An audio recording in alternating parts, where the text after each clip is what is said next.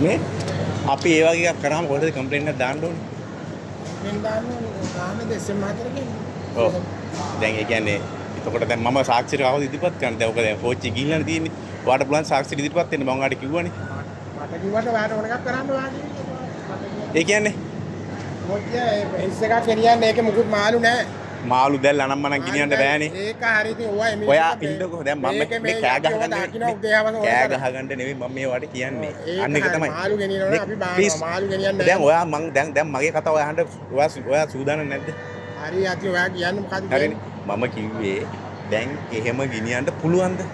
එහෙම ගෙනියන්න බැරි කතාව හිස්සේ නෑ මට පුළුවන් ද බැරිද කියන්නකෝ මං එදිරින් හට ගෙනියන්න බෑ මාළු නේ හිටේ නිකන් හිස්සේ මාළු අල්ලන දැල් මාළු මේකන කුණු ගඳ ගහනේ මම නහයට දැනිච්ච ගඳ තිබ්බේක ඔයා කියන්නේ ගෙනියන්න ළඟට යන්නේ මට ප්ලීස් මට ඒක උත්තර දෙන්න මම යනවා මෙතනින් යට කතා කරන්නේ මට ගෙනියන්න පුළුවන් ද බැරිද ඔයාට ඕන එකක් ඔයා කරගන්න නෑ ඔයා කියන්නකෝ මගෙත් එකයි ආගු කරලා ගන්න ඔයා මම ඔයත් එක්ක ආගියු කරනව නෙවෙයි මම දැන් මට කියන්නේ ගෙනියන්න ඔයා මම බලන්නේ ඔයාගේ ජොබ් එකට පුළුවන්ද කියලා ඔයා දන්නවා ඔයාගේ ජොබ් එක ඕන තරම් මෙතන ගෙනියනවා කෝච්චි වල අපි දකින්න නැතුව අපි දැක්කොත් තමයි ඔය අපි අස් කරන්නේ නෑ ඒක නෑ මම දැන් මෙහෙම මම කම්ප්ලේන්ට් එකක් වඩ කරානේ මම වඩ කම්ප්ලේන්ට් එකක් කරාට පස්සේ අයියෝට ඔයාගේ ජොබ් එක කරන්න බැරි කෝච්චිය පරක් කරන්න බෑ අපිට ගාල්ලයක් පරක් කරන්න නෙවෙයිනේ ඔයාලට නගින්න පුළුවන් නේ අපිට නගින්න කොහෙද අපි යනවා ඒකේ එතකොට දැන් අපි කම්ප්ලේන්ට් එකක් කරාම එතකොට ඔයාලගේ කවුද එතකොට ඔකට රෙස්පොන්ඩ් කරන්නේ හරි මාළු ගෙනියන්නේ නැත්තම් හිස්පෙට්ටි ගෙනියනවා ඒක බාන්න ගිහින් තව කෝච්චිය පරක් වෙනවා ඉස්පෙට්ටි නෙවෙයි මාළු දැල් ගිනිච්චා මාළු ගේන අර වට්ටි ගිනිච්චා හරිනේ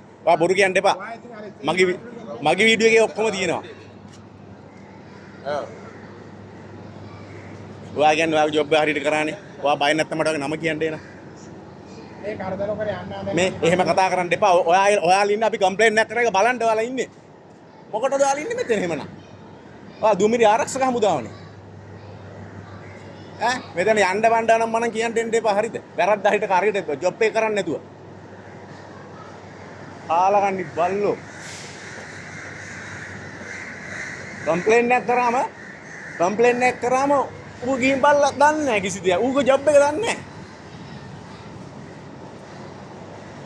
වැඩක් නැහැනේ මුන්ට මොකටද පඩි ගෙවන්නේ ලංකාවේ කවුරුත් කතා කරන්නේ නැහැනේ මුන් හිතන්නේ මුන්ගේ මේ කිට් එකට බය අපි යයි කියලා ඕම් බලන්න පැනලා දුවනා බයේ මුන් ඔන්න ජොබ් එක කරේ තමන්ගේ